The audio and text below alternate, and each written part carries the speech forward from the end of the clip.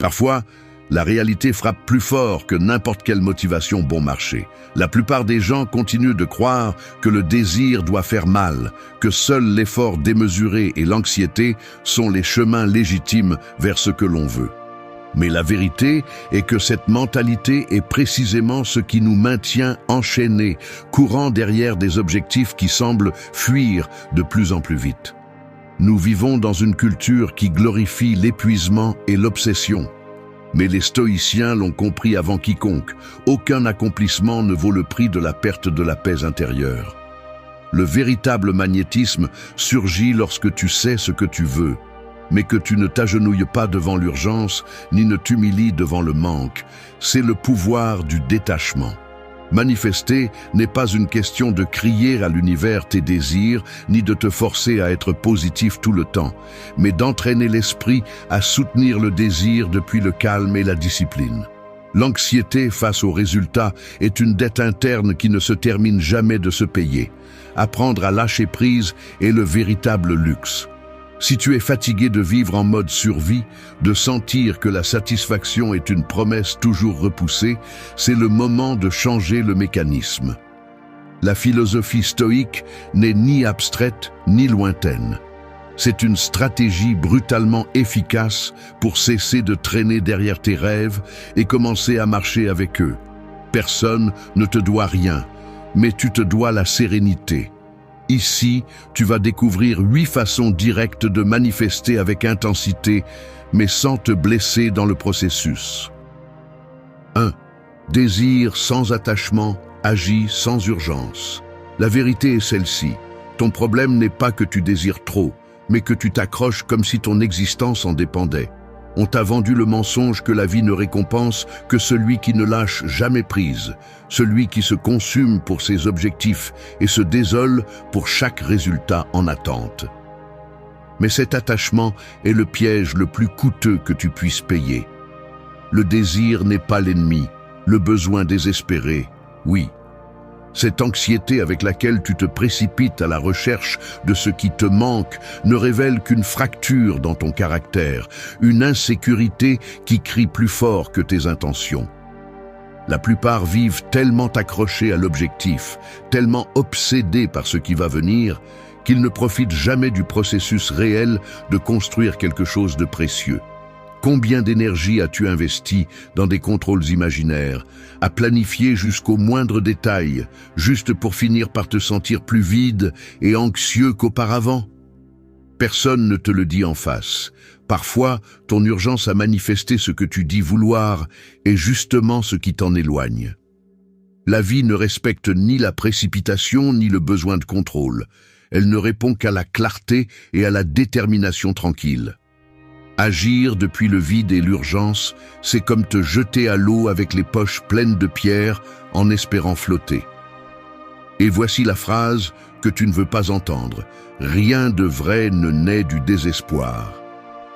Si chaque décision que tu prends est teintée de peur de perdre, de te sentir insuffisant sans ce résultat, tu as déjà perdu avant de commencer. C'est toi qui t'attaches à une dette émotionnelle impossible à rembourser, poursuivant validation ou sécurité dans l'extérieur.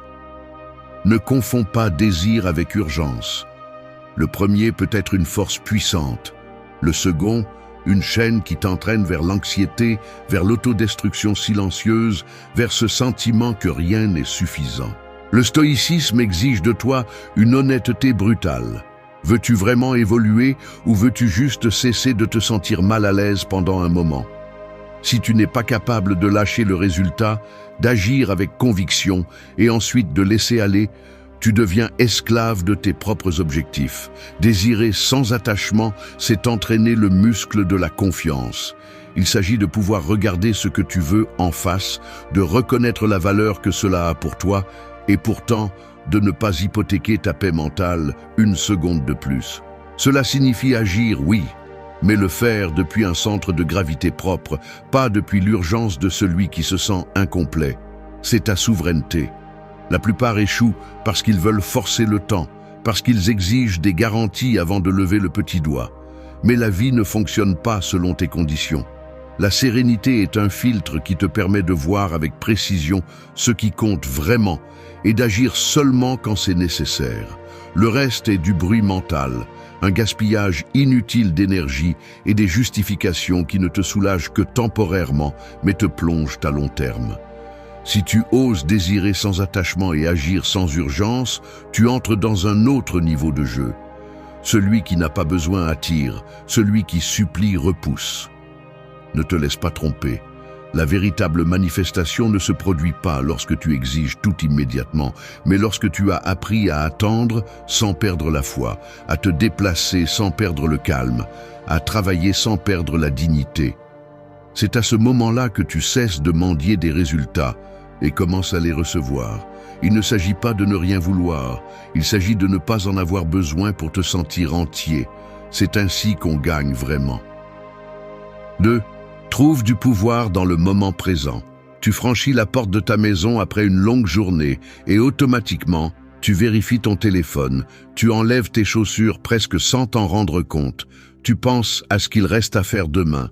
Tu repasses ce qui est resté en suspens, ce que tu n'as pas dit, ce que tu n'as pas réussi. Ton corps est ici, mais ta tête a déjà sauté ailleurs, comme si cet instant n'était qu'une formalité entre deux préoccupations. C'est ainsi que fonctionnent les mécanismes mentaux qui te volent ta présence. L'esprit lance des hameçons vers le futur, collectionne les erreurs du passé et te maintient dans une dette constante envers un moment qui n'arrive jamais. Tu vis piégé dans l'anticipation, croyant que le prochain objectif, la prochaine conversation, la solution au problème vont te rendre quelque chose que tu sens perdu. Mais ce quelque chose n'apparaît jamais, car tu ne t'arrêtes jamais pour être véritablement là où tu es. Le pouvoir du moment présent est plus qu'une belle phrase ou un cliché motivationnel. C'est le seul outil réel que tu as pour changer ton expérience. Lorsque tu es dispersé, tu deviens esclave de scénarios hypothétiques et de ce qui se serait passé si, perdant l'opportunité d'utiliser ce que tu peux réellement contrôler, ton attention. Le monde extérieur ne va pas cesser d'exiger, mais tu peux choisir de ne plus répondre en pilote automatique. C'est ici que les stoïciens faisaient la différence. Leur entraînement consistait à reprendre le contrôle de l'esprit, à refuser de vivre comme des otages de l'anxiété ou de l'attente. Chaque fois que tu renonces au présent, tu remets ta force à ce qui n'existe pas. Reconnaître ce mécanisme est inconfortable. Il y a des parties de toi entraînées à fuir l'inconfort, à remplir chaque silence avec des distractions, à couvrir l'insatisfaction avec du bruit extérieur. Mais ce vide que tu ressens n'est pas dû à l'environnement, mais à l'habitude de t'abandonner dans le seul endroit où tu peux influencer, ici et maintenant. Tu n'as pas besoin de techniques ésotériques ni de formules compliquées. Ce qui manque, c'est le courage de regarder en face cette seconde et de te rendre responsable de ce que tu penses et ressens. La présence est un muscle qui s'atrophie par négligence. Chaque fois que tu te surprends à fuir vers le futur ou à te réfugier dans le passé, tu entraînes ton incapacité à manifester quelque chose de réel. Ne te méprends pas. Être présent n'est pas se résigner ni cesser de rêver. Il s'agit de t'ancrer dans ta seule plateforme de pouvoir. Le désir n'a de force que si tu l'enracines dans le maintenant. Le futur n'existe pas au-delà de ce que tu construis en cet instant. Tu peux avoir les objectifs les plus grands, mais si ton énergie se disperse dans des scénarios imaginaires, tu perds en précision, tu perds en magnétisme, tu perds le contrôle. Ce que tu choisis de croire en cette seconde détermine la qualité de tes actions et la direction de ta vie. Le moment présent est ta seule garantie. C'est ici que se définit ton caractère. Il y a une dignité que l'on trouve uniquement dans la vigilance intérieure, dans la décision consciente de ne pas offrir ton énergie au chaos de ce que tu ne peux pas contrôler. L'anxiété perd de sa force lorsque tu reconnais que rien d'important ne se passe en dehors de cet instant. Celui qui entraîne la présence entraîne sa liberté. C'est ce que les stoïciens ont compris mieux que quiconque. La réalité n'est pas ce qui se passe dehors, mais ce que tu choisis de soutenir à l'intérieur, en ce moment même. Tout le reste est une dette qui ne se paie jamais. 3.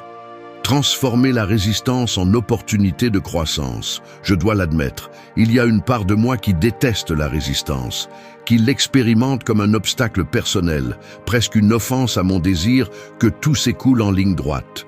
Lorsque les choses ne se passent pas comme je l'espère, mon premier réflexe est de lutter, de chercher des explications, d'attribuer des blâmes, d'exiger que la vie se plie à ma volonté. Mais cette réaction, bien qu'elle semble naturelle, est un reflet automatique. Ce n'est pas une réponse consciente, mais une fuite déguisée en contrôle. Si j'analyse cela avec honnêteté, je vois que la résistance n'est pas l'ennemi, mais un indicateur précis de où se trouvent les limites auto-imposées, les schémas mentaux que je préfère ne pas remettre en question. C'est inconfortable de le reconnaître, mais chaque fois que je me frustre face à une difficulté, ce qui s'active réellement, c'est la peur de ne pas avoir le contrôle absolu, le refus d'accepter que quelque chose puisse ne pas être sous mon domaine direct. Lorsque vous abordez la résistance sous cet angle, elle devient une carte, non un mur. L'esprit crée la résistance comme mécanisme de protection. Il cherche à vous maintenir sur un terrain connu, même si ce territoire est limité, répétitif ou douloureux. Il préfère l'inconfort familier plutôt que le risque du nouveau, car là, au moins, il sait comment réagir, quoi attendre. Cet confort toxique est ce qui vous maintient petit. Si votre impulsion automatique face à la résistance est de vous retirer, de suspendre l'action ou de vous plonger dans des plaintes, vous renforcez en réalité la narration de l'impuissance. La conséquence directe est le stagnation. Vous vous convainquez que la vie est contre vous, alors qu'en réalité, c'est vous qui avez refusé de grandir dans la bonne direction. Chaque obstacle est une invitation à revoir vos croyances limitantes, à affronter l'inconfort d'évoluer, à démonter la peur sous-jacente qui vous fait préférer la sécurité à ce qui est possible. Il y a une erreur stratégique à voir la résistance comme une punition. En réalité, c'est un filtre conçu pour séparer ceux qui désirent seulement de ceux qui sont prêts à se transformer. Si ce que vous voulez a réellement de la valeur pour vous, vous devriez vous demander, et voici la seule question de ce bloc, quelle version de vous-même cette résistance exige-t-elle? Parce que si ce que vous poursuivez ne vous défie pas à changer, ce n'est pas un vrai désir, mais une fantaisie confortable. La croissance personnelle ne se produit pas en l'absence d'obstacles, mais dans la manière dont vous les utilisez pour polir votre caractère. Chaque difficulté, chaque refus, chaque retard est une opportunité d'entraîner la patience, la clarté mentale et l'adaptabilité. Il ne s'agit pas de tolérer la souffrance par masochisme, mais d'apprendre à lire les signaux et à ajuster votre stratégie en temps réel. La manifestation consciente implique d'accepter que chaque résistance est, au fond, un entraînement. Ce n'est pas ce que vous affrontez qui vous définit, mais comment vous répondez. Si vous êtes capable de regarder le processus en face, d'identifier ce que cet obstacle vous demande, plus de concentration, plus de résilience, moins d'égoïsme, plus d'humilité, et que vous osez modifier votre approche, le résultat cesse d'être pertinent. Vous devenez une personne pour qui le succès n'est pas la destination, mais la conséquence naturelle d'avoir suffisamment grandi pour le soutenir. L'obstacle est le seuil, la croissance, le véritable prix. C'est la différence radicale entre ceux qui avancent et ceux qui répètent des cycles sans fin. Transformer la résistance en opportunité est une décision quotidienne, pas un événement ponctuel. Chaque fois que vous choisissez d'affronter l'inconfort, d'analyser la véritable cause de votre frustration et d'agir depuis un endroit plus évolué, vous renversez le schéma. Le stoïcisme ne cherche pas à éliminer les défis, mais à vous apprendre à les utiliser comme des plateformes d'auto-leaderie. Celui qui fuit la difficulté renonce à son propre pouvoir. Il ne s'agit pas de chercher la vie facile, mais une vie où chaque résistance est un terrain fertile pour le développement de votre meilleure version. C'est la clé. Voir la friction non pas comme une punition, mais comme la preuve irréfutable que vous avancez vers quelque chose qui en vaut la peine. 4. Prends le contrôle de ton état intérieur.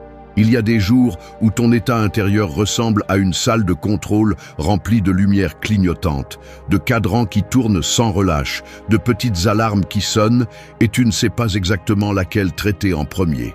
Chaque stimulus externe est comme une main invisible qui ajuste les commandes, augmente le volume de l'anxiété, diminue le ton du calme, interrompt ton attention jusqu'à la rendre chaotique.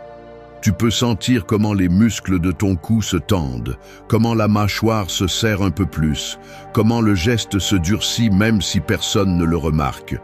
C'est ainsi que, sans t'en rendre compte, tu cèdes le gouvernail de ton expérience à tout ce qui se passe à l'extérieur. Un mot mal dit, un message qui n'arrive pas, une attente qui s'effondre soudainement. Il est facile de vivre ainsi, réagissant par réflexe, comme si tu étais une machine programmée selon la température de l'environnement, sans jamais t'arrêter pour te demander qui régule vraiment ton état intérieur. Mais voici le point central. Rien d'extérieur n'a le pouvoir de te plier si tu décides de prendre le contrôle de cette salle de commande. La plupart des gens laissent le climat émotionnel du jour dicter leur humeur, comme si chaque réaction était inévitable, comme si le malaise était une condamnation automatique. Le stoïcisme coupe court à ce mensonge. Les anciens savaient que la véritable autorité ne dépend pas de ce qui t'arrive, mais de la manière dont tu choisis de le traiter. Tu peux t'observer presque de l'extérieur. Tu remarques le pouls accéléré quand quelque chose t'irrite. Tu reconnais la tension dans les épaules, la respiration saccadée. Au lieu de te laisser emporter, tu fais une pause délibérée. Tu prends de l'air, relâches ton corps, adoucis ton regard.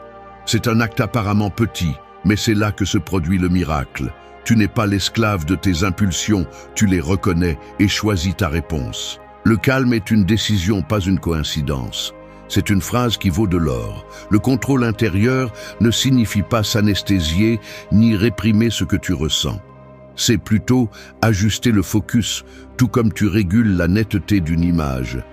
Tu enlèves le filtre de l'urgence, réduis la saturation du drame et commences à distinguer l'essentiel de l'accessoire.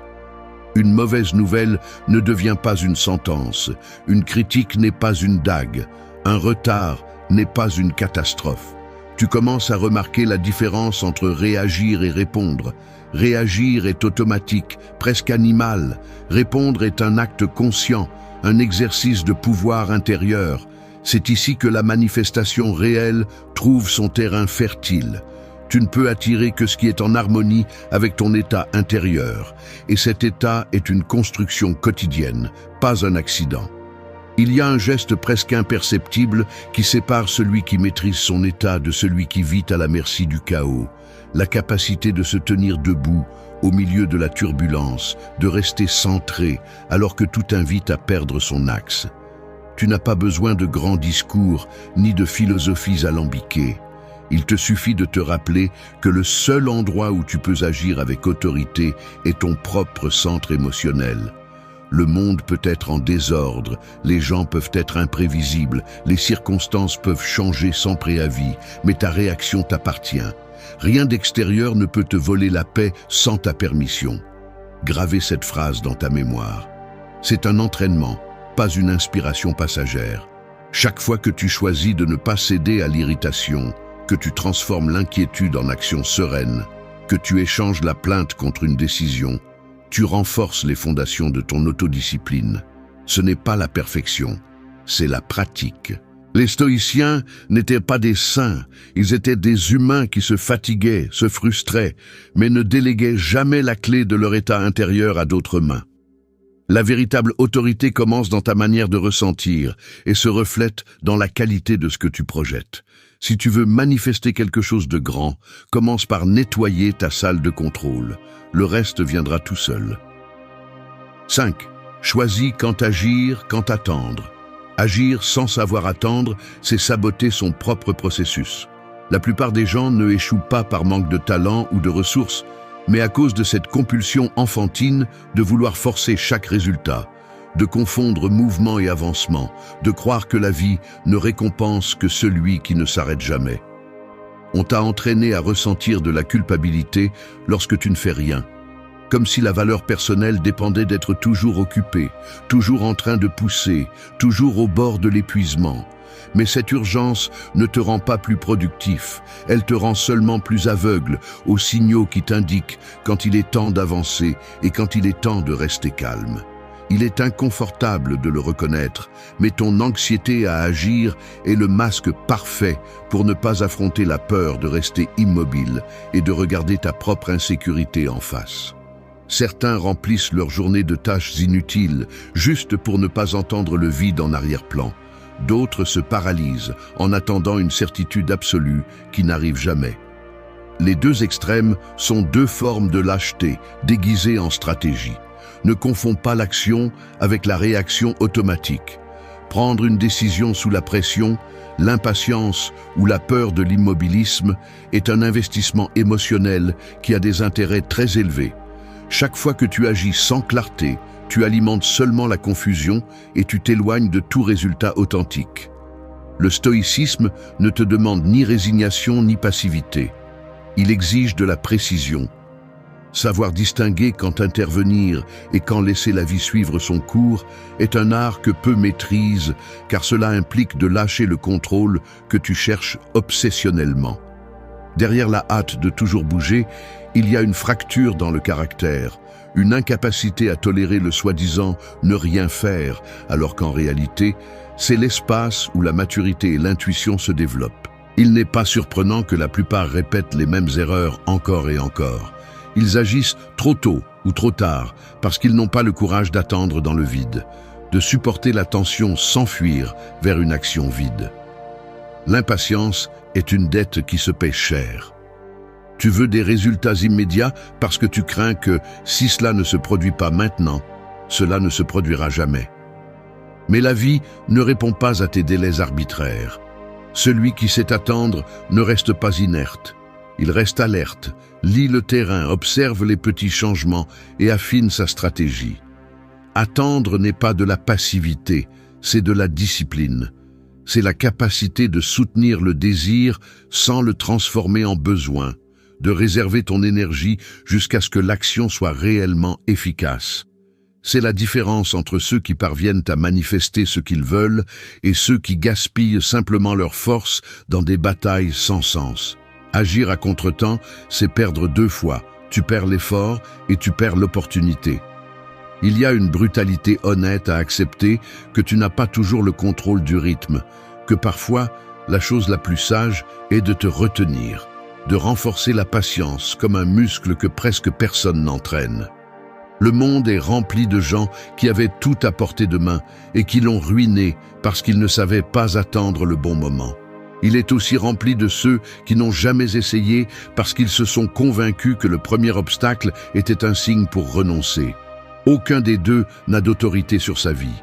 Les deux sont esclaves de leurs impulsions, de la peur ou de l'anxiété. Si tu veux des résultats différents, tu as besoin d'une stratégie différente.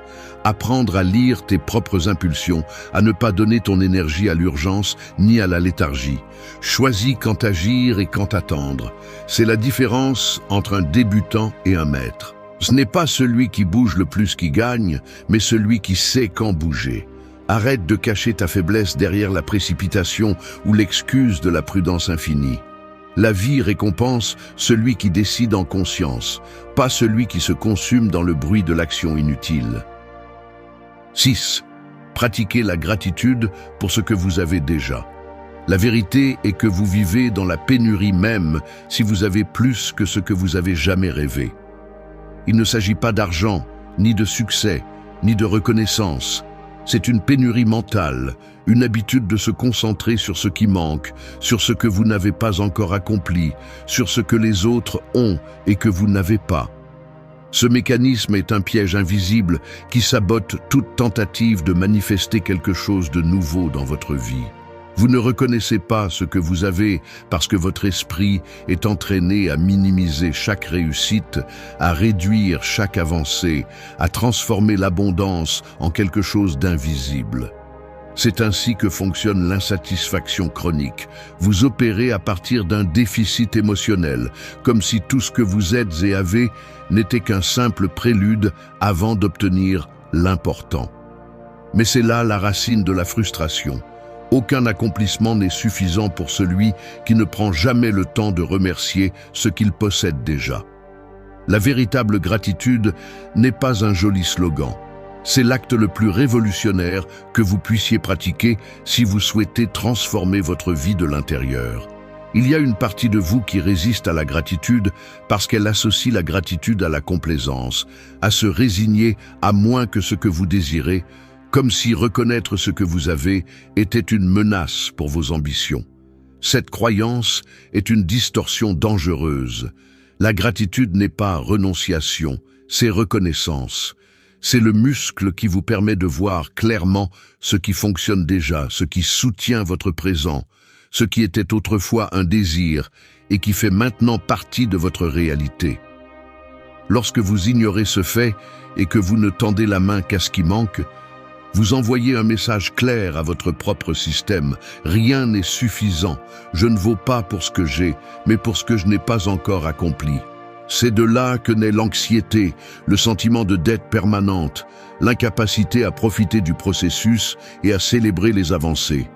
La pénurie est une perception, pas une réalité. Pratiquer la véritable gratitude exige une honnêteté brutale.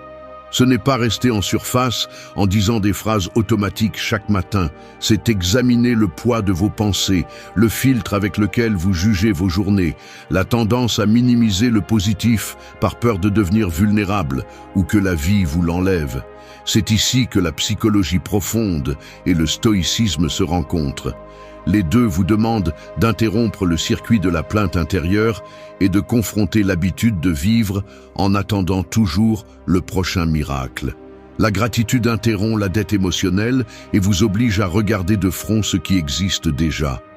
C'est un entraînement inconfortable car cela détruit la narration selon laquelle ce n'est jamais assez. Une narration que vous utilisez pour justifier l'insatisfaction, le perfectionnisme et l'urgence d'accumuler davantage. Être reconnaissant ne vous rend pas passif, cela vous rend puissant. Car seul celui qui reconnaît son abondance intérieure peut désirer sans besoin, demander sans supplier et agir avec la certitude qu'il est déjà complet. C'est le véritable secret du magnétisme. Lorsque vous vous reliez à la vie depuis la plénitude, vous attirez de nouvelles opportunités sans porter l'énergie lourde du désespoir. Il n'y a pas de plus grand sabotage que de vivre en attendant le grand accomplissement externe pour vous sentir digne de remercier. Si vous n'êtes pas capable de trouver de la gratitude pour ce que vous avez aujourd'hui, vous ne la trouverez pas non plus lorsque vous irez plus loin. Remerciez d'abord, puis manifestez. C'est la ligne qui sépare l'abondance réelle de l'accumulation vide. Chaque jour, vous avez le choix de renforcer le muscle de la gratitude ou d'alimenter le déficit. C'est une décision interne, une reprogrammation consciente qui nécessite vigilance et discipline. Vous ne pouvez pas contrôler tout ce qui se passe, mais vous pouvez choisir le prisme à travers lequel vous regardez votre vie. L'abondance commence dans l'esprit, pas dans le compte bancaire, ni dans les réalisations visibles. Si vous entraînez votre attention à détecter ce qui fonctionne déjà, ce qui est déjà précieux, vous commencez à manifester depuis un terrain fertile. Personne ne peut remercier à votre place. Personne ne peut transformer votre perception sauf vous-même. L'abondance est une attitude, pas une circonstance. Reconnaissez-le, et tout le reste commence à s'organiser tout seul. 7. Fais de tes émotions un choix conscient. Tu te réveilles et avant de poser les pieds par terre, tu ressens déjà une étrange sensation dans ta poitrine. Rien de vraiment important ne s'est encore passé, mais tu notes de l'irritation, de la fatigue, voire un certain malaise sans raison. Pendant le petit déjeuner, le bruit de quelqu'un qui mâche à table te dérange, la lumière t'incommode, ce message sans réponse t'agace. En avançant dans tes tâches, tu ressens de petites vagues de colère, d'apathie ou d'insécurité qui semblent surgir de nulle part, et presque sans t'en rendre compte, tu laisses cette courant interne dicter ton ton pour toute la journée. C'est ainsi que fonctionnent les automatismes émotionnels. Tu te lèves la garde baissée et au lieu de choisir, tu te laisses entraîner par la première chose qui apparaît. Le résultat est une vie vécue par inertie émotionnelle, un jour après l'autre où les circonstances externes semblent avoir plus d'autorité sur ton état interne que ta propre volonté. En analysant ce schéma, il est évident que la plupart des gens ne remet jamais en question l'origine réelle de ces émotions, encore moins leur fonction stratégique. La tristesse, la colère ou l'anxiété sont acceptés comme des faits inévitables, comme s'il n'y avait aucune marge de manœuvre. Mais la vérité est autre. Chaque émotion est une réaction, une interprétation, un signal que ton esprit filtre selon des croyances apprises et des conditionnements anciens. Le premier pas vers la souveraineté émotionnelle n'est pas de réprimer ce que tu ressens, mais d'identifier d'où cela vient, quel message cela t'envoie, et si ce message a du sens dans le contexte actuel ou s'il n'est qu'un résidu du passé. Lorsque tu ne fais pas cet exercice, ta vie devient une réaction en chaîne, une succession de virages brusques où tu ne tiens jamais le gouvernail plus de quelques minutes. Émotions non gérées, décisions hypothéquées. C'est l'équation silencieuse qui te coûte chaque jour. Le stoïcisme ne te demande pas d'être insensible, ni de devenir de pierre. Sa proposition est beaucoup plus radicale. Il te demande de prendre le contrôle délibéré de ta réponse émotionnelle. Tu ne peux pas éviter de ressentir, mais tu peux choisir comment tu traites, canalises et utilises ce poids. Le défi est de rompre l'habitude de blâmer l'environnement pour chaque changement d'humeur et de reconnaître que les émotions ne sont pas des sentences, mais de l'information. Tu peux t'entraîner à distinguer entre ce qui est utile et ce qui n'ajoute qu'un poids inutile. Chaque fois que tu choisis de ne pas réagir automatiquement, mais de faire une pause et de revoir l'origine de ton émotion, tu renforces ce muscle invisible qui sépare ceux qui vivent à la merci de l'environnement de ceux qui construisent leur état interne. Là où il y a choix, il y a pouvoir. C'est aussi simple que cela et aussi difficile. Il ne s'agit pas de nier les moments de basse énergie ou la douleur légitime, mais d'éviter qu'ils ne s'emparent de ta narration. Si tu permets à chaque stimulus externe de définir le scénario de ta journée, ton caractère se dilue et ta capacité à manifester quelque chose de propre s'évanouit. La maîtrise émotionnelle n'est pas une fantaisie de contrôle absolu, mais un entraînement quotidien où tu décides, encore et encore, si tu cèdes ton énergie à l'irritation, au ressentiment ou à la peur, ou si tu choisis une attitude plus utile, plus alignée avec ce que tu veux construire. La résignation est confortable, le choix conscient coûte, mais c'est le seul chemin vers la véritable liberté intérieure. La psychologie profonde le confirme. Ta réaction émotionnelle habituelle est une empreinte, une habitude que tu peux réécrire si tu as le courage de la remettre en question en temps réel. L'émotion surgit, tu l'observes, tu la traites, et seulement alors tu décides si tu l'alimentes ou si tu la laisses passer. Laisseras-tu ton état interne au hasard ou feras-tu du ressenti une stratégie et non une condamnation? Celui qui maîtrise ses émotions maîtrise son destin. C'est là que commence la véritable manifestation. 8. Fais confiance au rythme naturel de la vie. Je dois l'admettre, j'ai du mal à supporter la lenteur avec laquelle ma vie avance parfois. Il y a des matins où je me réveille avec la sensation que tout devrait aller plus vite, que quelque chose d'important est en train de me filer entre les doigts pendant que j'ai à peine réussi à sortir de l'inertie. Je regarde le calendrier, je consulte les notifications, je calcule mentalement les retards, et dans ce décompte silencieux, je commence à ressentir une pression sourde dans la poitrine, comme si chaque jour perdu était une dette accumulée que je ne finirais jamais de rembourser. Le corps réagit avant l'esprit. La mâchoire se tend, les épaules se haussent légèrement, la respiration se raccourcit. C'est un malaise subtil, mais réel. Là, dans ces petits détails, se révèle la vérité inconfortable. Je ne fais pas entièrement confiance au rythme naturel de la vie. Je me découvre en lutte contre le temps, exigeant des résultats immédiats, forçant des portes qui ne sont pas encore prêtes à s'ouvrir, comme si ma valeur dépendait de la vitesse à laquelle j'atteins l'endroit où je veux être. Observer mes propres gestes, le mouvement agité des doigts, le regard qui saute d'un écran à l'autre à la recherche de signes de progrès, suffit à comprendre comment l'impulsion de contrôler le temps est un piège invisible. On nous a entraînés à mesurer la vie en réalisation et en avancée, comme si la maturité était une ligne droite sans pause ni recul. Mais la nature ne se précipite jamais, et pourtant tout se réalise. Il y a un rythme souterrain dans les choses que tu ne peux pas accélérer sans en payer un prix élevé. La fatigue accumulée, l'anxiété chronique, cette irritation sourde qui t'accompagne, même lorsque tu célèbres de petites victoires.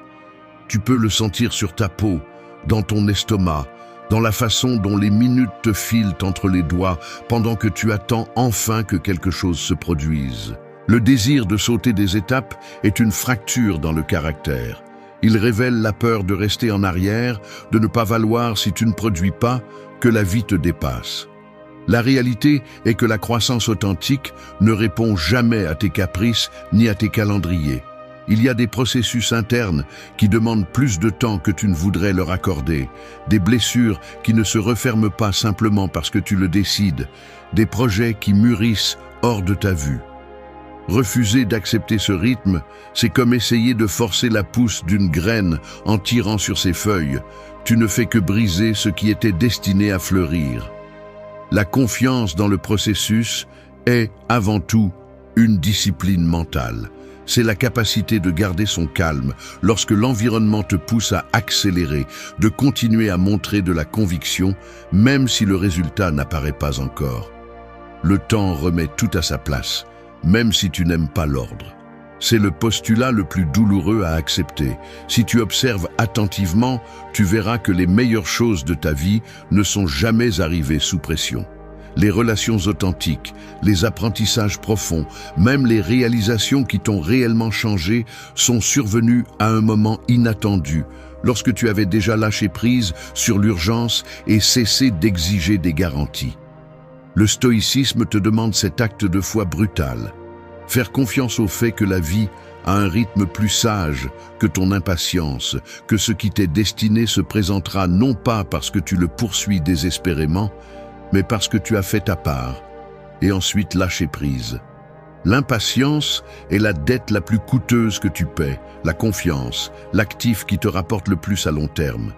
Il ne s'agit pas de rester immobile ni de te résigner à quoi que ce soit.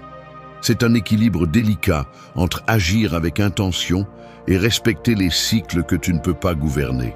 Apprendre à lire les signes, à distinguer quand il est temps de semer et quand il est temps d'attendre la récolte, est la marque de quelqu'un qui a mûri au-delà de l'immédiateté. La précipitation est l'ennemi de la manifestation. Laisse cela s'installer. Le véritable défi est de maintenir la foi lorsque tout semble lent, lorsque les preuves tangibles de progrès font défaut, lorsque le silence pèse plus que n'importe quel mot d'encouragement. Là, dans cet espace inconfortable, la confiance s'entraîne. Ce qui est à toi ne se perd pas. Il est simplement en train de se préparer. Il y a une vérité inconfortable qui est rarement exprimée à voix haute. Dans le monde réel, être traité avec respect ne dépend pas toujours de ton éducation, de ton âge ou de ton apparence. Parfois, il suffit de croiser la mauvaise personne au mauvais moment pour ressentir le poids brutal de la grossièreté publique. Nous avons tous ressenti ce coup sec, un commentaire chargé de poison, un regard qui cherche à humilier, une provocation lancée comme si tu avais l'obligation de perdre le contrôle. Le réflexe le plus courant est de répondre avec fureur ou d'encaisser la colère. Mais ces deux chemins ont un coût psychologique qui s'accumule et fracture le caractère avec le temps. La dignité est mise à l'épreuve dans ces instants, et bien que l'instinct crie à la revanche, la véritable force réside dans le fait de ne pas offrir ta paix à ceux qui ne la méritent pas. Les stoïciens le savaient, tu peux contrôler ta réaction, jamais le comportement de l'autre. Si chaque attaque te tire vers le bas, tu deviens prisonnier d'inconnus. Si tu entraînes la sérénité, chaque provocation devient une occasion de démontrer ta discipline. Il ne s'agit pas d'être indifférent ni de faire semblant que la grossièreté ne fait pas mal, mais de l'affronter avec des mécanismes mentaux qui empêchent le poison des autres de pénétrer ton estime de soi. Aujourd'hui, je vais te montrer comment protéger ta sérénité sans perdre un gramme d'autorité. Je te promets ceci, la prochaine fois que quelqu'un cherchera à te briser en public, tu auras les outils pour choisir le calme et non la réaction automatique. La dignité ne se négocie pas, elle se défend en silence. 1. Fais une pause avant de répondre. La vérité est dure, la plupart des gens réagissent comme un animal acculé face à l'impolitesse des autres, sans filtre, sans pause et sans la moindre intention de contrôler leurs réponses. Je te le dis franchement, chaque fois que tu sautes sur le premier impulsion, tu renonces à ton intelligence et tu remets ta dignité sur un plateau. Tu n'es pas un automate, mais tu agis comme si tu avais des fils au lieu de bon sens. Ce qui se passe à l'extérieur ne te définit pas, mais ce que tu choisis d'en faire révèle exactement le type de personne que tu es. Arrête de te mentir en pensant que tu as perdu le contrôle à cause des autres. La seule vérité est que tu ne l'as jamais entraîné. Combien de fois vas-tu encore te justifier en disant que c'est sorti de ton âme ou que n'importe qui aurait réagi de la même manière? C'est la mentalité de celui qui est en dette avec lui-même. La dette de ne jamais avoir pris au sérieux le travail de renforcer l'autocontrôle. Fais une pause avant de répondre. Ce n'est pas une suggestion molle. C'est la base de toute réponse digne. Tu penses que cette pause est insignifiante, mais c'est le filtre qui sépare la réaction automatique de la décision consciente. Sans cette pause, il n'y a pas de différence entre toi et celui qui t'insulte. Celui qui ne s'arrête pas vit à la merci de celui qui lance la première pierre, et c'est une faiblesse déguisée en spontanéité. Une pause te permet de voir le mécanisme en marche. La décharge d'adrénaline, l'impulsion de rendre l'offense, le désir de prouver quelque chose. Si tu n'es même pas capable de te contenir pendant quelques secondes, oublie l'autocontrôle, oublie le stoïcisme et oublie la dignité. Le respect de soi commence au moment où tu choisis de ne pas te laisser emporter par le courant de tes émotions les plus primitives. L'agresseur s'attend à te voir perdre ton calme. Il attend que tu réagisses de la même manière, voire pire, que tu te rabaisses à son niveau et que tu confirmes sa vision médiocre du monde, où tout est réaction, où aucun contrôle n'est possible. Ta pause brise son scénario, ton silence pèse plus que son bruit. Tu ne lui donnes pas de pouvoir, tu lui en enlèves, car tu laisses clair que ton bon sens est plus fort que n'importe quelle provocation passagère. Il ne s'agit pas de te réprimer jusqu'à exploser. Il s'agit d'entraîner le muscle de la maîtrise de soi, celui que presque personne ne développe, parce qu'il nécessite des efforts, nécessite de l'inconfort et exige que tu prennes la responsabilité de tes actes. Ne te trompe pas, la pause n'est pas une faiblesse, c'est une stratégie.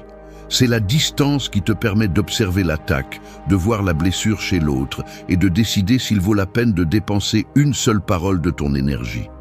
Si tu n'es pas capable de faire une pause, tu es esclave de tes impulsions. Si tu peux, tu es maître de ta réponse et, par conséquent, de ton destin émotionnel.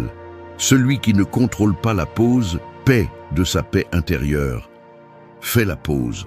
Personne d'autre ne peut le faire à ta place. 2.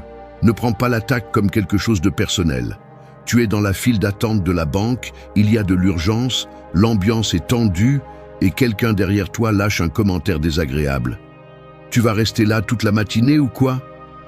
La phrase cherche à s'enfoncer, à provoquer une réaction immédiate, à te pousser à jouer le jeu de celui qui insulte et espère que tu te rabaisses. Ce qui se passe à ce moment-là semble simple. Tu ressens un coup au cœur. Ton ego s'active comme un ressort. L'esprit commence à fabriquer des excuses pour répondre par la même monnaie. Mais arrête-toi une seconde et observe le véritable mécanisme. D'où vient cette urgence de te défendre, de prouver que tu n'es pas faible? L'insulte est réelle, mais ce qui te fait mal, ce n'est pas la phrase, c'est l'interprétation que tu en fais. Tu te mets le fardeau sur les épaules, comme si chaque mot était un poids que tu devais porter, et tu te convaincs que l'offense est une évaluation directe de ta valeur. C'est là l'erreur. Tu n'es pas le centre de l'univers de l'autre. Sa frustration, son venin, son ton n'ont presque jamais à voir avec toi. Tu es juste la cible la plus proche à cet instant. Si tu gobes l'idée que l'attaque est un jugement sur toi, l'agresseur a gagné sans même se donner la peine. C'est ici que l'entraînement commence vraiment. Apprendre à ne pas prendre l'attaque comme quelque chose de personnel est l'un des filtres mentaux les plus puissants que tu puisses développer. Ce n'est pas de l'indifférence, ce n'est pas de la résignation, c'est de la clarté. C'est reconnaître que chaque être humain traîne sa propre histoire, ses frustrations, ses blessures non résolues, et que souvent, ce qu'il cherche, c'est un endroit où les déposer. Tomber dans le piège de te sentir désigné, c'est perdre la perspective, c'est laisser ton esprit fonctionner selon le scénario de l'autre. Personne ne te connaît vraiment dans la file d'attente de la banque, ni dans la rue, ni au bureau. Ce que les autres disent de toi n'est qu'un éclat de leur propre bataille. L'offensé s'affaiblit. Celui qui ne se sent pas visé se libère. Chaque fois que tu assumes que la grossièreté est une attaque à ton identité, tu t'enchaînes au jugement externe et tu cesses d'être maître de ton état intérieur. C'est le prix de la susceptibilité. Ta tranquillité dépend de l'humeur et de la misère émotionnelle des autres. Change le filtre. Demande-toi, ce que je viens d'entendre en dit-il plus sur moi ou sur l'autre? Presque toujours, le véritable message se trouve chez l'émetteur, pas chez le récepteur. Laisse les commentaires des autres passer comme un courant que tu ne traînes pas. Tu n'as pas besoin de répondre, ni de prouver, ni de corriger la vision déformée de celui qui t'attaque. La dignité ne se négocie pas avec des inconnus et ne se défend pas avec des cris.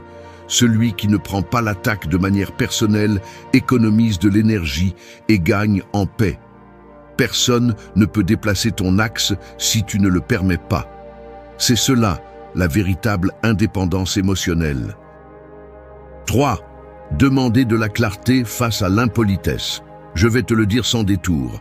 Demander de la clarté face à l'impolitesse m'a semblé inconfortable, presque humiliant au début. Il y a une partie de moi qui préférerait répondre avec sarcasme, une autre qui veut ignorer l'agresseur et faire comme si de rien n'était. Mais la vérité est que lorsque quelqu'un te parle avec mépris, la dernière chose que tu veux, c'est d'humaniser la situation en demandant des explications. Cependant, lorsque je me suis forcé à le faire, j'ai découvert un mécanisme psychologique que presque personne ne reconnaît. Derrière l'insulte directe se cache souvent une intention floue, une motivation que l'impoli lui-même n'ose pas exposer frontalement.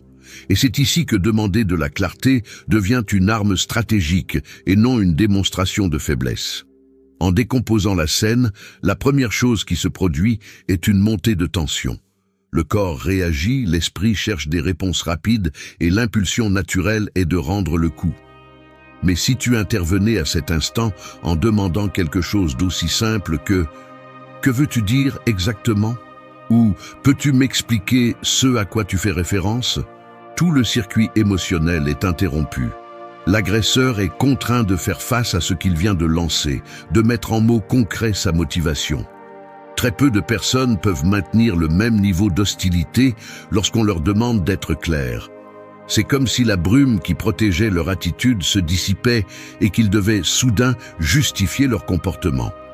Cela ne les met pas seulement mal à l'aise, cela te permet également de reprendre le contrôle de la situation, car tu cesses d'être une cible passive et tu deviens quelqu'un qui exige de la cohérence.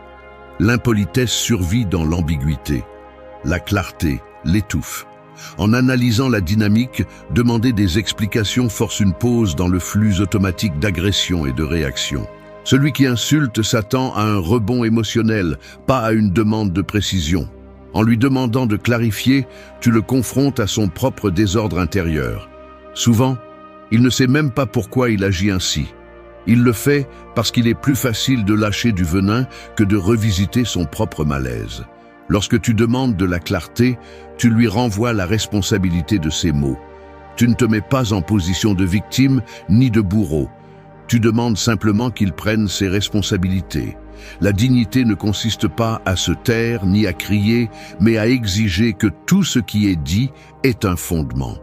Si tu ne peux pas expliquer ton impolitesse, elle n'a pas de valeur. C'est une ligne qui coupe net le jeu du mépris. Ce n'est pas confortable, mais c'est efficace. Celui qui demande de la clarté ne perd jamais, car il oblige l'autre à se regarder dans le miroir de ses arguments. Parfois, l'agresseur se rétracte. D'autres fois, il trébuche en essayant de justifier l'attaque, mais presque toujours, l'ambiance change immédiatement. L'énergie cesse de tourner autour de l'émotion et se déplace sur le terrain de la raison. C'est la différence entre réagir et gouverner l'interaction. Ne te contente pas d'absorber des coups verbaux ni de les rendre. Exige des explications.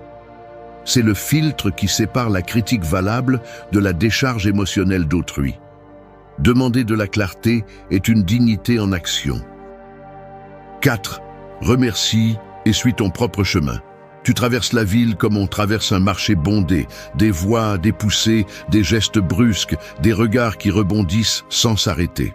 La grossièreté publique ressemble à ces mains qui essaient de se glisser dans tes poches, cherchant à te voler ta tranquillité sans que tu t'en rendes compte. Il y a une réaction automatique qui se ressent dans l'estomac, une chaleur dense, une tension qui monte dans la gorge. Mais il existe aussi une autre option, beaucoup moins utilisée. Accepter le frottement, remercier mentalement le signal que tu ne veux pas devenir la même chose, et continuer ton chemin comme si rien ne pouvait te détourner de ta direction. Il ne s'agit pas de résignation ni de faire semblant d'être de pierre. Il s'agit de ne pas donner de pouvoir à un inconnu qui décide de croiser ton chemin. La différence entre celui qui s'en mêle avec chaque provocation et celui qui avance réside dans la capacité de voir la scène comme un simple obstacle et non comme un message personnel. Le geste est simple, presque imperceptible. Une légère inclinaison de la tête, un merci bref, parfois à peine audible, et la décision ferme de ne pas s'arrêter pour négocier avec la misère des autres. Tu ressens la tentation de regarder en arrière, de renvoyer une phrase cinglante, mais tu choisis de ne pas rester collé au sol émotionnel où l'on veut t'entraîner. À cet instant, ton corps se déplace en avant, les épaules détendues, le regard fixé sur ce qui compte vraiment. Ta direction, pas le bruit latéral. Il y a de la force chez celui qui ne se laisse pas attraper par l'énergie des autres. Tout le monde ne mérite pas une réponse. Tout le monde ne mérite pas ton temps. C'est la dignité silencieuse, celle qui n'a pas besoin d'applaudissements. La gratitude dans ce contexte est une pure stratégie interne. Ce n'est pas une récompense pour le grossier, c'est un rappel pour toi-même. Je ne porte pas ce qui ne m'appartient pas. Chaque grossièreté que tu laisses derrière, chaque commentaire venimeux qui ne te freine pas, est un investissement dans ta liberté émotionnelle. Le monde est rempli de ceux qui cherchent à t'accrocher à leurs blessures, mais ton travail est de lâcher l'hameçon avec élégance et fermeté. Remercier et avancer est l'art de choisir tes batailles, de savoir que la véritable indépendance ne se mesure pas au nombre d'insultes auxquelles tu réponds, mais au nombre que tu laisses tomber sans te contaminer. Il n'y a aucun mérite à s'en mêler avec quiconque croise ton chemin de manière désagréable. Il y a du mérite à avancer, intact, en montrant que ton énergie n'est pas à vendre. La paix t'appartient seulement si tu décides que personne d'autre ne l'administre. N'accepte pas les fardeaux des autres. Remercie l'avertissement et suis ton propre chemin. C'est cela la maturité, c'est cela la force entraînée. 5. Établis des limites sans perdre ton calme. Celui qui ne sait pas poser des limites est complice de son propre maltraitement. C'est aussi simple que cela. Il n'y a rien de plus pathétique que de voir quelqu'un se laisser piétiner, se taisant par peur de déranger ou par terreur de perdre l'approbation d'inconnus. Tu veux du respect? Commence par te l'exiger à toi-même. La plupart préfèrent avaler l'inconfort plutôt que de marquer un arrêt, car ils ont peur du conflit, ou pire encore, parce qu'ils ont appris à normaliser l'abus déguisé en fort caractère ou personne difficile. Laisse-moi te le dire clairement, personne ne respectera tes limites si tu n'es pas capable de les défendre sans hésitation. L'autocontrôle ne consiste pas à tout supporter avec un air de martyr, mais à montrer par des actes et des mots qu'il y a un point où ta dignité n'est pas négociable. Celui qui se tait par habitude finit par accumuler du ressentiment comme une dette émotionnelle qui, tôt ou tard, se rembourse avec des intérêts sous forme d'explosion ou d'humiliation. La dignité n'est pas un ornement, c'est une limite opérationnelle. Ne confonds pas le calme avec la soumission. Garder son calme ne signifie pas avaler les déchets des autres, ni tolérer des manques de respect comme si tu étais un conteneur de frustration d'autrui. Le vrai calme est celui qui met un frein sans crier, c'est celui qui regarde l'autre et d'une voix ferme et sans trembler dit « Ici, tu t'arrêtes ». Il n'est pas nécessaire d'expliquer ou de justifier ta limite. Ceux qui exigent que tu justifies ton droit au respect cherchent simplement un espace pour continuer à franchir la ligne. La limite ne se demande pas, elle se marque. Et si l'autre personne se fâche, qu'elle fasse face à son propre malaise. Tu n'es ni thérapeute, ni sac de frappe pour qui que ce soit. Chaque fois que tu restes silencieux, tu envoies le message que ton espace et ton temps sont en promotion. Chaque fois que tu reportes la limite, tu t'entraînes à la faiblesse. Mets le frein avec clarté, sans fioriture ni menace. Il n'est pas nécessaire de hausser la voix, mais il faut faire comprendre qu'il y a des conséquences. Je n'accepte pas ce traitement. Ne me parle pas de cette manière, ou simplement t'éloigner sans donner d'explication. Le respect ne se négocie pas lors de débats d'une demi-heure. Ce que tu permets se répète. Si aujourd'hui tu tolères un manque, demain il te sera 2 fois plus difficile de te maintenir debout. Les excuses du type « je ne voulais pas faire de scandale » ou « ça ne vaut pas la peine de discuter » sont le prétexte de ceux qui préfèrent la fausse paix à la véritable estime de soi. Arrête de te cacher derrière la courtoisie lâche. La limite est le cadenas de la dignité. Si tu ne le fermes pas, personne ne le fera pour toi. N'aie pas peur de déranger l'autre. Crains plutôt de te conforter pour toujours dans le rôle de celui qui se laisse entraîner. Poser des limites sans perdre son calme est la preuve que ta valeur ne dépend pas de l'opinion des autres, mais de l'autorité que tu as sur ton propre espace. Personne ne peut te piétiner si tu restes ferme. Respecte-toi sans demander la permission. C'est la ligne qui sépare l'adulte de l'enfant apeuré. 6. Détecte le besoin derrière l'insulte. La plupart des gens n'insultent pas parce qu'ils sont forts, mais parce que quelque chose en eux est fracturé. La grossièreté n'est jamais un signe de pouvoir, c'est le signe d'un manque, d'une fissure interne que l'autre essaie de masquer par le mépris. Quand quelqu'un t'attaque en public, ce que tu vois n'est que la surface d'un besoin mal géré. Derrière chaque commentaire venimeux, derrière chaque geste hostile, il y a une faim non satisfaite, une frustration qui ne sait pas trouver une issue digne. La réaction automatique est de le prendre comme une attaque personnelle, mais si tu prends le temps de regarder plus profondément, tu commences à voir le véritable mécanisme. Celui qui blesse demande quelque chose, même s'il ne le reconnaît pas. Il demande de l'attention. Il demande à se sentir supérieur pendant un instant. Il demande à être vu. Ou, au fond, il demande que quelqu'un lui confirme qu'il existe, même à travers le conflit. C'est le véritable fondement de la plupart des grossièretés. Personne qui est en paix n'a besoin de piétiner les autres pour respirer. Le défi alors est d'apprendre à détecter ce besoin caché sans tomber dans le piège de se sentir responsable de le satisfaire. L'empathie stratégique n'est ni une faiblesse, ni une soumission. C'est la capacité de voir au-delà de l'insulte et de comprendre que l'autre montre son point le plus bas, pas sa force. Si tu es capable d'observer l'attaque sous cet angle, tu reprends immédiatement le pouvoir sur ton état interne. Tu n'es plus une marionnette qui réagit à chaque tirage de corde, mais un observateur qui reconnaît la dynamique et décide s'il participe ou non. La question que tu dois te poser n'est pas « pourquoi m'attaque-t-il ?», mais « que cherche-t-il vraiment ?» Et bien que la réponse ne justifie jamais le manque de respect, elle te permet de choisir une réponse qui préserve ta dignité. Tu peux choisir de ne pas t'engager, tu peux renvoyer une phrase neutre qui n'alimente pas l'agression, Tu peux même répondre avec un calme qui désarme parce que tu n'entraves pas dans le jeu du manque de l'autre. Ne confonds pas détecter le besoin avec le porter.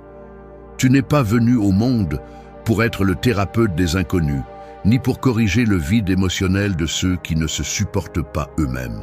Mais si tu reconnais le besoin derrière l'insulte, l'impact émotionnel change immédiatement. Tu cesses de te sentir offensé et tu commences à voir l'autre comme quelqu'un qui ne sait pas demander ce dont il a vraiment besoin. C'est la maturité émotionnelle, ne pas s'engager avec le masque, mais voir la fracture derrière le geste. La compassion n'est pas une excuse pour permettre l'abus. C'est un filtre qui te protège du piège du ressentiment. Celui qui insulte révèle sa véritable pénurie. Ne porte pas ce qui n'est pas à toi. Le contrôle de soi le plus solide naît de la compréhension que la plupart des offenses parlent du besoin de l'autre, pas de ta valeur. La dignité commence quand tu cesses de mendier la validation des vides des autres. 7. Limiter l'accès aux personnes toxiques. Vous assistez à une réunion de famille et voilà, le parent qui aime mettre mal à l'aise, le connu qui ne manque jamais une occasion de faire une remarque blessante déguisée en blague, la personne qui semble vivre pour appuyer sur les boutons de tout le monde. Vous le connaissez bien, car chaque fois qu'il apparaît, votre énergie s'épuise, votre humeur change et vous vous retrouvez à calculer comment esquiver la prochaine décharge. C'est ici que s'active le mécanisme le plus subtil, mais le plus nécessaire, limiter l'accès. Il ne s'agit pas de punir, ni de couper les liens par fierté, mais d'appliquer, avec un froid stratégique, le principe de l'auto-soin. La tolérance n'est pas infinie. Si elle l'était, ce ne serait pas une vertu, mais un abandon de soi. Chaque interaction est un investissement. Soit vous ajoutez de la paix, soit vous vous endettez par rapport à votre tranquillité. En analysant la dynamique, la plupart supportent la toxicité par inertie sociale ou par peur du qu'en dira-t-on.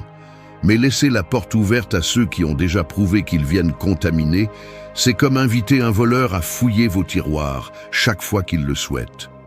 L'erreur ici est de penser que vous devez supporter par politesse, par nostalgie ou pour maintenir l'harmonie. Cette harmonie est fausse si elle se paie avec votre bien-être. L'accès, en psychologie profonde, se traduit par le temps, l'attention et l'espace mental. Si vous cédez ces ressources à ceux qui les gaspillent ou les utilisent pour vous rabaisser, le coût est toujours le vôtre, jamais celui de l'autre. Personne ne viendra protéger vos limites si vous ne les blindez pas. La décision de limiter l'accès ne se prend pas à chaud, elle se prend à froid. Vous observez des schémas, identifiez qui répète le comportement et évaluez l'impact réel sur votre humeur, votre journée, votre perception de vous-même. Puis vous choisissez, vous restreignez vos conversations, vous raccourcissez les rencontres, vous filtrez ce que vous partagez, vous vous permettez même de ne pas répondre à des messages ou de ne pas assister à certains événements. Il ne s'agit pas de faire une scène, mais d'ajuster la distance pour que votre dignité ne soit pas compromise. La clé est celle-ci. Protégez votre espace comme s'il s'agissait de votre seule richesse. Parce que c'est le cas. L'effet est immédiat. Moins d'épuisement, moins de ressentiments accumulés, plus d'énergie disponible pour ceux qui ajoutent vraiment. Limiter l'accès n'est pas de la cruauté, c'est une hygiène émotionnelle. La relation avec les toxiques s'améliore rarement avec une patience infinie. Elle s'améliore quand ils comprennent qu'ils ne peuvent plus entrer et sortir de votre état mental à leur guise. Si l'autre proteste, l'interprète comme un rejet ou essaie de vous manipuler avec de la culpabilité, ce n'est pas votre problème de résoudre son malaise. Votre loyauté est d'abord envers vous-même, pas envers l'habitude ni le chantage émotionnel. Le respect véritable se construit sur la clarté et la distance. Celui qui prend soin de son espace prend soin de sa paix. Ne donnez pas de clé à celui qui ne sait que salir. 8. Protège ta dignité face aux provocations.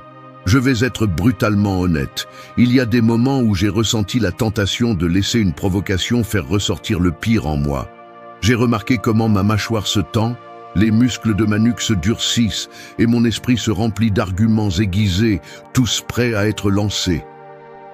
Le corps le prend comme une question de survie, comme si le respect était en jeu face à un regard défiant dans la rue ou un commentaire venimeux lancé à haute voix dans les transports en commun.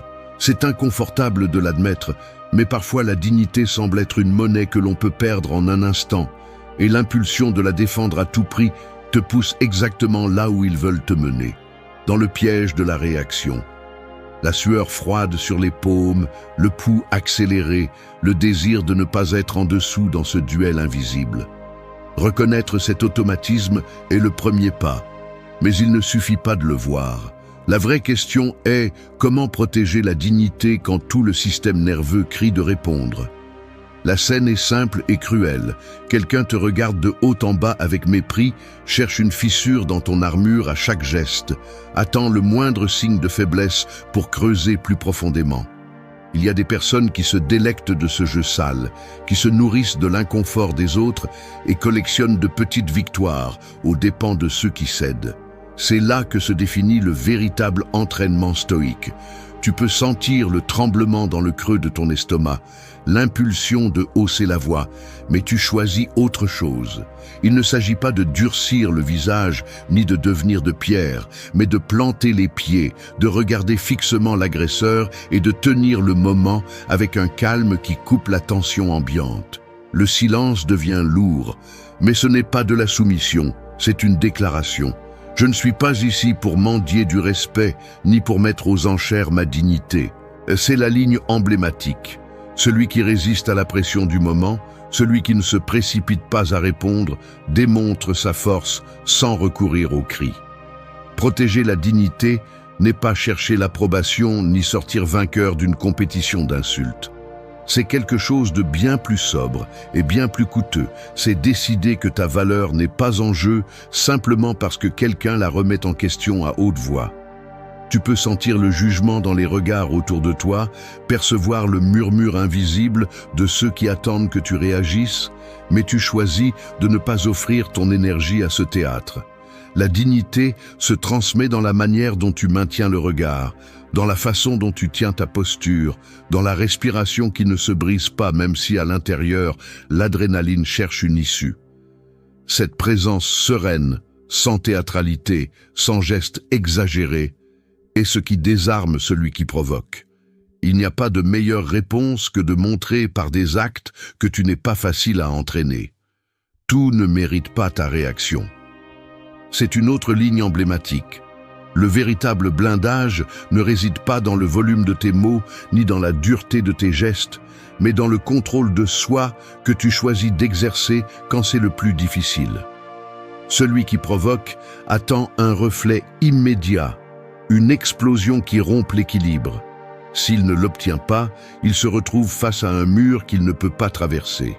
La dignité, dans ces secondes, est le seul véritable bouclier. Elle ne se manifeste pas dans ce que tu dis, mais dans ce que tu es capable de ne pas dire. Chaque provocation qui ne te vole pas ton calme est une victoire silencieuse. La dignité se protège dans la pratique, pas dans la théorie. Elle s'entraîne chaque fois que tu mets le corps, le geste et la parole sous le gouvernement de ton jugement, pas de l'instinct des autres. C'est cela, le respect de soi en action. 9. Renforce ta sérénité par une pratique quotidienne. La sérénité n'est pas un don tombé du ciel, elle ressemble plutôt à une corde tendue que tu traverses chaque jour au-dessus de l'abîme de la stupidité des autres. Chaque pas est un défi. Tu vacilles. Tu ressens le vertige, et c'est alors que surgissent les excuses faciles que tu te répètes pour justifier chaque chute. C'est comme ça que je suis. J'ai un fort caractère. Je ne supporte pas le manque de respect. Le monde est rempli d'imbéciles. Pourquoi devrais-je me calmer? Comme il est facile de jeter l'autocontrôle par-dessus bord et de le déguiser en authenticité. Mais la vérité est crue et n'admet pas d'artifice. La sérénité se construit par une pratique quotidienne. Et si tu ne l'entraînes pas, tu deviens le jouet émotionnel de quiconque décide d'appuyer sur tes boutons. Ici, il n'y a pas de place pour des discours de développement personnel, ni pour des romantismes du « sois toi-même ». Il y a de la place pour l'effort répété, pour la fatigue mentale de te corriger pour la énième fois, pour la discipline brutale de ne pas tomber dans le piège habituel. Te dérange-t-il de sentir que l'autocontrôle est un travail constant? Bien, car la véritable croissance est toujours inconfortable. La sérénité ne s'acquiert pas en lisant de belles phrases, ni en regardant des vidéos motivantes. Elle se réalise lorsque tu traverses l'inconfort de te mordre la langue, lorsque tu choisis de respirer profondément alors que ton corps tremble de rage, lorsque tu répètes encore et encore l'exercice de ne pas réagir, même si tout ton système nerveux te crie le contraire. Tu parles de dignité, mais tu la démontres dans les microsecondes où tu choisis de ne pas retourner dans la boue de ceux qui insultent. Personne ne devient serein par accident. On devient serein parce qu'on se force à pratiquer, même quand cela ne fait pas envie, même quand l'esprit cherche des raccourcis et des excuses. C'est ce qui sépare les adultes des enfants émotionnels. Sérénité qui ne se pratique pas, sérénité qui s'oxyde. Grave-toi cette phrase. Ne te laisse pas tromper en croyant que la répétition est une faiblesse.